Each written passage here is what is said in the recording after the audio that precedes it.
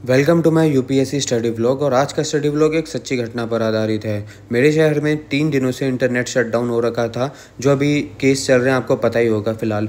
तो इसी वजह से अब रात में 1:30 बजे मुझे पता चलता है कि इंटरनेट आ चुका है, और ये नहीं पता था कि कितनी देर के लिए आया है। तो जल्दी से जल्दी मेरे को अपनी बैकलॉग्स कंप्लीट करनी थी 3 दिनों की, और लेक्चर भाई इंटरनेट से ही चलते हैं। तो मैंने सोचा कि फटाफट बैठ के अपने पहले लेक्चर कंप्लीट करता हूँ। अब नींद से एकदम ही सडन हो रहा था ये सब चीज़ें, तो मेरे को पहले अपने लिए एक ब्लैक कॉफ़ी बनानी थी। तो पहले ब्लैक कॉफ़ी की छोड़ के मैंने चलो आज नॉर्मल कॉफ़ी बना लेते हैं। तो अपने लिए 1 कप कॉफ़ी प्रिपेयर करके मैं बैठ जाता हूँ। अब सबसे पहले नेट बीच में धोखा ना दे जाए, तो एटलीस्ट मैंने सोचा कि अपने लेक्चर्स की पीडीएफ तो डाउनलोड कर ही लूँ। अब ये सारे लेक्चर की पीडीएफ डाउनलोड करके मैं अपना लेक्चर लगाता हूँ मॉडर्न हिस्ट्री का। अब इंडियन मॉडर्न हिस्ट्री चल रही थी मेरी, पहला स्लॉट में उसी का कंप्लीट करता हूँ। और इस स्लॉट में लगभग मैंने 2 लेक्चर्स को 2x पे देखा था। 2x पे देखना मैं प्रेफर करता नहीं हूँ भाई, क्योंकि इतनी जल्दी चीज़ें जाती हैं, कुछ समझ नहीं आता है। बट स्टिल आपको ये करना ही पड़ेगा अगर आपको अपना सिलेबस जल्दी कंप्लीट करना है, और अगर आपके पास टाइम कम हो तो। अब ये सारा लेक्चर मेरा लगभग चल रहा था, और एट द एंड इसका कंक्लूजन यही है कि भाई आपको अपने नोट्स को ही बार बार पढ़ना पड़ेगा।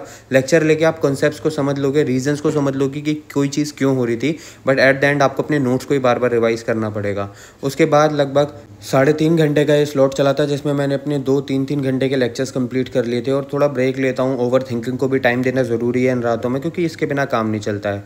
अगले स्लॉट में मैं अपने इकोनॉमी के नोट्स को ही रिवाइज करने के लिए बैठ जाता हूँ, क्योंकि इसमें मेरी बैकलॉग्स क्रिएट नहीं हुई थी, क्योंकि ये ऑलरेडी खत्म हो गया टॉपिक। बट जो छोटी मोटी मेरी बीच में टॉपिक्स रह गए हैं बैंकिंग के, वो मैं बाद में कंप्लीट कर लूँगा। इकोनॉमी में पॉवर्टी एंड डेवलपमेंट का चैप्टर जो था मेरा, उसके लगभग 25 से 30 पेजेस मैंने आज अपने कवर करे। सस्टेनेबल डेवलपमेंट गोल्स वगैरह के बारे में पढ़ा, और ये सब मेरे शॉर्ट नोट्स थे जो मैंने आज बना लिया। अब बेसिकली मैंने ये इसलिए नहीं बनाए थे क्योंकि मेरे को इनमें से पढ़ना था, बट मैं लिख लिख के याद करता हूँ तो मेरे को ज़्यादा बेटर रहता है।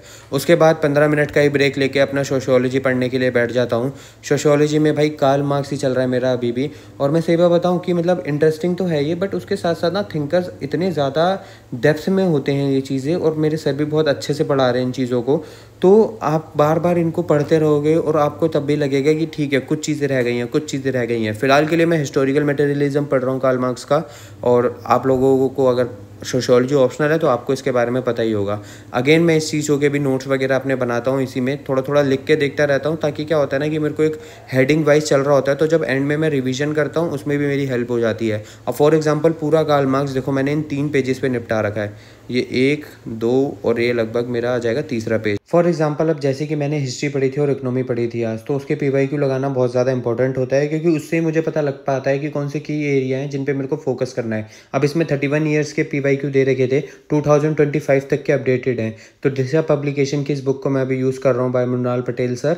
और इसी के साथ सबसे पहले मैं अपने दिखा देता हूँ, तो मैं इसका ओवरव्यू देता हूँ कैसा क्या है। अब देखो कंटेंट में इसमें सबसे बेस्ट चीज़ मेरे को ये लगती है कि इन्होंने हर टॉपिक को डिवाइड कर रखा है। फॉर एग्जाम्पल अगर ज्योग्राफी है तो फिजिकल, वर्ल्ड, एग्रीकल्चर और बाकी चीज़ों को डिवाइड कर रखा है, जिससे तुम्हें पता होता है कि किन टॉपिक से किस टाइप के क्वेश्चन आ पाते हैं। तो ये एक क्लासिफिकेशन होना बहुत ज़्यादा ज़रूरी होता है। उसके बाद इसमें मेंस के भी अनसॉल्व्ड हैं पीवाईक्यू, सीसेट वो सॉल्व्ड हैं सारे। तो ये चीज़ें थोड़ी बेस्ट हैं इसमें। और बाकी एक ओवरव्यू दे देता है वो प्रिपरेशन स्ट्रेटेजी का, जिसको तुम पढ़ सकते हो, और बहुत ज़्यादा यूजफुल है। इसमें मैंने तो अपनी जो मेरी एक बुक है, इसमें मैंने इसको मार्क कर करके अपनी इसको उतार रखा है कि कैसे क्या मेरे को चीज़ों पर फोकस करना है। ठीक है, ये चीज़ें ज़रूरी होती हैं, क्योंकि अगर बुक में कोई भी चीज़ कोई लिख रहा है तो वो तुम्हारे लिए बहुत ज़्यादा काम की होती है, क्योंकि उनको पता है कि ये बुक लाखों बच्चों पे जाने वाली है। तो वो उसमें कोई भी मिस इन्फॉर्मेशन या फिर कोई मिसगाइड करने का चांस नहीं है, क्योंकि ये उनकी अकाउंटेबिलिटी रहती है। तो इन स्ट्रेटेजीज को जरूर देखा करो। उसके बाद इसमें वेटेज दे रखा है। अब तुम इसमें देख सकते हो कि कैसा क्या प्रीलिम्स का तुम्हारा वेटेज रहता है। फिर मेंस के टॉपिक को डिटेल में इसमें लिखा हुआ है और दिखा रखा है कि किस टॉपिक से कितने पीवाईक्यू आते हैं और कैसा क्या वेटेज रहता है।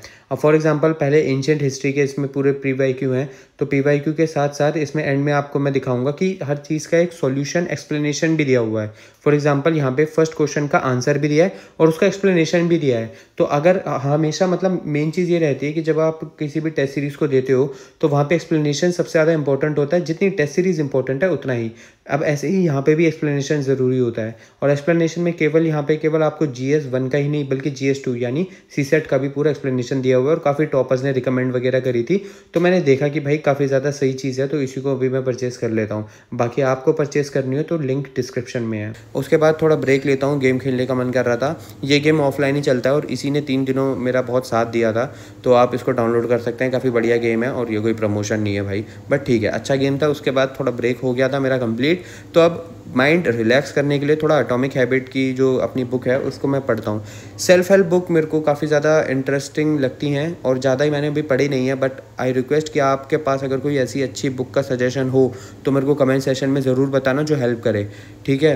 अब चाहे वो फिक्शनल हो या नॉन फिक्शनल हो वो आप पे डिपेंड करता है, बट अगर आपने पढ़ी है तो उसको ज़रूर पढ़ना है। एटॉमिक हैबिट्स की अपने लगभग आधा पौना घंटा रीडिंग करता हूँ और उसके बाद इसको रख के अपने निकल जाता हूँ सोने के लिए। अब लगभग 8 बज रहे थे तो मैंने सोचा कि इसके बाद भी कोई चीज़ खींची जा सकती है या नहीं, बट क्योंकि मेरी 10 बजे कोचिंग थी और उसके लिए कोई भाई इंटरनेट की ज़रूरत नहीं पड़ती है तो उसमें तो कुछ था भी नहीं, और नेट फ़िलहाल अभी तक चल भी रहा था और अच्छी चीज़ें हैं सब चीज़ें। तो अब देखते हैं कैसा क्या रहता है। 8 लगभग बज गए थे तो मैंने सोचा कि चलो अब ब्रेकफास्ट करके कोचिंग ही निकलते हैं, आज की नींद त्याग देते हैं। और ये पीछे पेंटिंग मेरी ही बनाई हुई है, ये भी ज़रूर बता सकते हो तुम लोग कि कमेंट सेशन में ये पेंटिंग तुम्हें कैसी लगी। तो अब मैं चलता हूँ कोचिंग और मिलते हैं मेरे अगली स्टडी व्लॉग में।